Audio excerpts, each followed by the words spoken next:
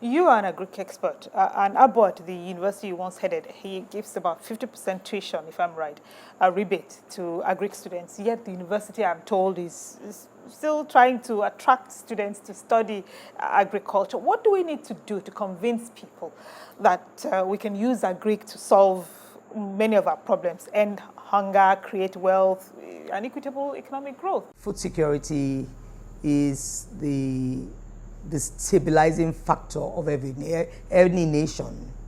If everybody goes hungry, nobody will go to work. The problem and the challenge we have is that initially people never wanted to study agriculture. They believed agriculture is for older people. They use the hoe and cutlass agriculture quote, and so it doesn't look attractive. But now in the 21st century, people are talking about agribusiness, agriculture, driving economies, agriculture, transformation of agricultural into agri-food chain in terms of transformation. Let's pick cassava, for instance. The transformation of agriculture in terms of growing cassava into food use, for gari, for lafu, for ethanol, for derivatives, for pharmaceutical industries, is beyond just food. And so agriculture is very important. When you look at other crops like soybean, which I worked on, you have 140 uses for soybean, both human, animal, and industrial applications. And in the universities, no student wants to study agriculture because of that old idea. So what the nation is doing is that when they enter the university, they cannot have admission into programs that they wish to, then they give them agriculture as an option.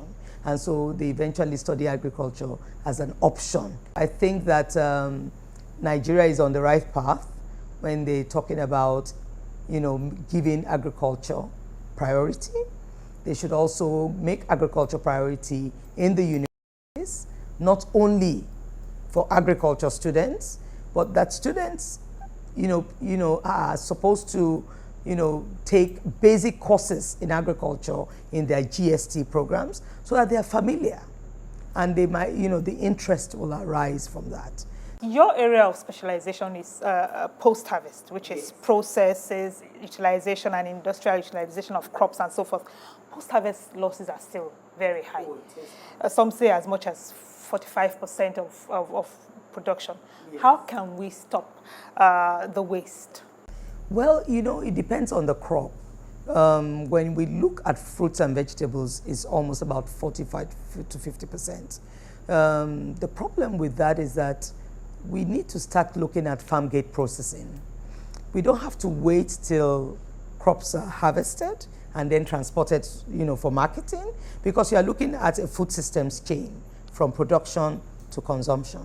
And in Nigeria, we don't have good storage facilities. And in the developed countries, they have, they look at storage systems, ripening even in the storage systems before it gets to the market. And so Nigeria should look at the food systems in the pipeline and look at how they can address it, and then look at it relevant to each crop. When we talk about roots and tubers, these losses are less because you transform immediately. The greatest losses are in the fruits and vegetables, and of course there are many researches, technologies, post-harvest technologies that are available in terms of storage processing on farm gate, transporting and marketing at farm gate that will reduce the losses to the barest minimum. Nigeria is trying to become an agro-processing country, but infrastructure remains a big problem. How much delay will this cause on the road to food security? Well, I know that the Nigerian government is building storage maize silos around communities all over Nigeria, particularly in maize producing areas, so that they can store grains. They're doing it for almost all the cereal cereal crops. I also know that they are looking at infrastructure, revisiting infrastructure for